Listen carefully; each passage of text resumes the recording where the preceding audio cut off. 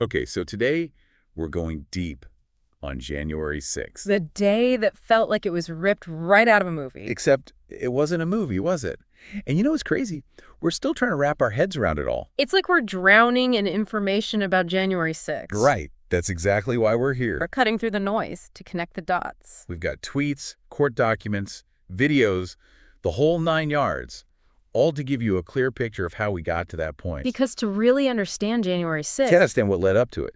and that journey, well, it starts way before 2020. See, that's what's so wild about this story. It's not just about one day. It's about this, slow erosion of trust that had been building for years. Yeah, and to understand that, we have to go back and look at Trump's playbook. Specifically, His reactions to elections, all the way back to 2012. 2012. Remember when Obama was elected for a second term? I do. Trump, being Trump, called for this big march on Washington to protest the results. Oh, yeah, I remember that. Didn't he say something like, He tweeted, "We are not a democracy." wow, Even then, he was already framing the system as rigged against him. planting those seeds of doubt. Exactly, about the core of American democracy. It's elections. And this wasn't just some random comment. He kept at it. Right, it was a strategy. By discrediting the process beforehand, any loss he faced could just be dismissed as rigged. And any win would be proof he was right all along. Exactly. And sadly, it worked on some people. It created this us versus them mentality. If you question the election, you're with Trump. If you don't, you're part of the problem. And that's a dangerous game to play. Absolutely. And this undermining of trust, it didn't stop in 2012. Fast forward to 2016, his own election. Oh, here we go. Remember when he accused Ted Cruz of rigging the Iowa caucuses? Vaguely. It's all a blur, honestly. And then, all throughout the election against Hillary Clinton, he hammered that word, rigged. Claiming widespread voter fraud without a shred of evidence. It was like a broken record. And when he lost the popular vote to Clinton, Millions of illegal votes, he claimed. again, zero evidence. By 2020, he'd spent years telling his supporters that any loss was a stolen election. So by the time 2020 rolled around, He'd primed his base to believe that the system was rigged against him, facts didn't matter. Only his narrative did. which is terrifying. He set the stage where any challenge to his power, even losing a fair election, would be met with resistance. And potentially even violence, And that brings us to the 2020 election. where things get even wilder. Even a report put together by conservative figures, lost, not stolen, concluded that Trump and his allies knew they lost. They knew it, but they kept pushing those baseless claims. It blows your mind. People from Trump's inner circle, Pence, Barr, even his own campaign staff, all saying under oath, no evidence of widespread fraud. They knew it then, and they've admitted it publicly. And yet, even with the truth staring him right in the face, Trump doubles down. He starts tweeting about mail-in ballot fraud months before a single vote is cast. He even said mail-in voting was the greatest rigged election in history. Let's not forget the context here. Trump was behind in the polls. And mail-in voting, often favored by Democrats, was on the rise because of the pandemic. By attacking mail-in ballots before they were even cast, he was setting the stage to challenge the results if he lost. Creating that narrative that the election was already rigged. And as we know, he did lose. And that's when things really went off the rails. So, last we left off, Trump was already laying the groundwork for a contested election before a single vote was cast. And this is where the media comes in, Fox News especially. Yeah, that Dominion lawsuit against him is huge. It really exposes how dangerous these unchecked narratives can be. Right. Dominion, they make those voting machines, and they're claiming Fox News just kept airing these false claims about their machines. And that they knew it was all BS, right? Exactly. Dominion's got emails, internal communications, the whole shebang, all showing that even Fox News's own people, their anchors, executives, they knew these claims were baseless. But they still put it on air. They sure did. It's like they were throwing gasoline on a fire. And it's not just Fox News. Social media played a big part in all this, too. All those algorithms, they don't care about truth, just keeping you hooked. And we all know that feeling. You get sucked into that endless scroll, and the crazier the stuff you see, the more you want to see. Exactly. And that's how these conspiracy theories spread like wildfire online. You end up in these echo chambers where everyone's just confirming everyone else's biases. That's like we're all living in different realities. But let's get back to Trump. After the election, what did he do?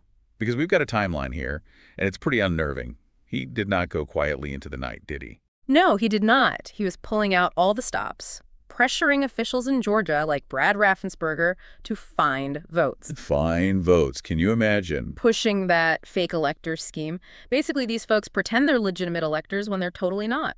And don't forget, he even tried to weaponize the Justice Department to back up his claims. It was unbelievable. And who could forget that phone call with Raffensperger? It's all right there in the transcript. Trump saying, "I just want to find 11,780 votes."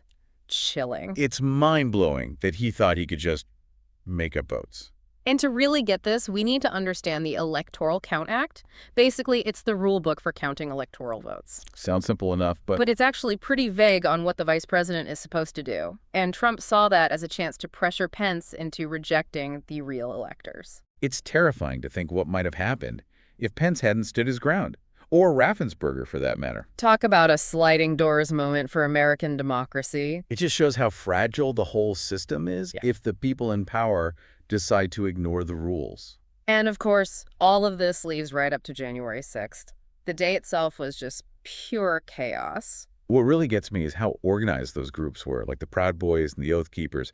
This wasn't just some spur-of-the-moment protest, was it? Oh, absolutely not. They planned this. We're talking about court documents, their own social media posts, all laying it out. They were ready. The Oath Keepers even stashed weapons and supplies, right? Like they were going to war. And they had a plan, too.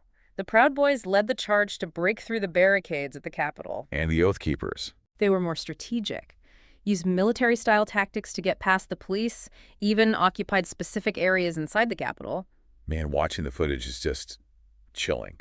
Seeing the Capitol being breached, Ashley Babbitt being shot, the fear on everyone's faces, it's a stark reminder of how quickly things can go bad. Especially when you've got anger and misinformation fueling the fire. And let's not forget, Trump just watched it all happen. For hours, he refused to call off his supporters. He resisted attempts by his own staff to calm things down. It's almost like he wanted the chaos. It took pleas from everyone, lawmakers, his aides, even his own family, to finally get him to release that video telling the rioters to go home. And even then, he still claimed the election was stolen. Unbelievable. So what possessed these people to participate in something like that, attacking the very heart of American democracy? Just unfathomable. Well, luckily, we've got some answers. Court documents, media reports, even the rioters' own social media. What does it all say? They truly believed the election was stolen. They thought they were the good guys, the patriots saving their country. It's scary how brainwashed they were by all of it. They were so deep in that echo chamber of misinformation that they were willing to resort to violence. It's a cautionary tale if I've ever seen one. And the fallout, man. People died that day, including Capitol police officers, lawmakers, their staff. They were traumatized. The Capitol itself was desecrated. Yeah. And the fallout, man. People died that day, including Capitol police officers, lawmakers, their staff. They were traumatized. The Capitol itself was desecrated. And then there's the legal fallout.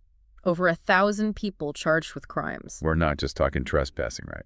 Oh no, this is serious stuff. Seditious conspiracy, assaulting officers, obstructing official proceedings. It's mind-blowing. Biggest criminal investigation in U.S. history, and it's still going. And the convictions, they really paint a picture, don't they? Absolutely. We're seeing real prison sentences. The government is not taking this lightly. It's a clear message. This is not okay. This is not how we solve our problems in a democracy. And it's not just the legal stuff. There's this whole societal reckoning happening. People lost their jobs, their friends, even their families because of what happened that day. It's like January 6th ripped America open, exposed just how divided we really are. And that's the thing, isn't it? This isn't some abstract political debate. This is real life, real people. It's about families, friendships, communities, all torn apart by what happened that day and who they believe is to blame. And now you've got people trying to rewrite history, downplaying the violence, calling the rioters patriots. Some even try to blame it on Antifa or the FBI. It's like they're living in a different reality. A dangerous one, where facts don't matter. And that's what's so scary, right? Yeah. If we can't even agree on what happened, how can we ever move forward? Exactly. We have to be willing to look at the evidence, to challenge our own biases, even when it's uncomfortable. We can't just blindly accept what we see on social media or hear from politicians. We have to be critical thinkers, do our own research. Because if we don't, Well, that's how democracy dies. it's a scary thought, but one we have to confront. So where do we go from here? It starts with the truth, acknowledging what happened that day, holding those responsible accountable. And then we start rebuilding. Trust in our institutions, in each other. It won't be easy, but it's the only way forward. That's a powerful message. We've covered a lot today, haven't we? We have, and this is just the tip of the iceberg. Exactly. There's so much more to learn to understand. But hopefully, this deep dive has given you a new perspective on January 6th, a deeper understanding of how we got here and the challenges we face as a nation. But most importantly, keep asking questions, keep digging for answers, and keep the conversation going, because the future of American democracy depends on it. That's all the time we have for today. Until next time, stay curious.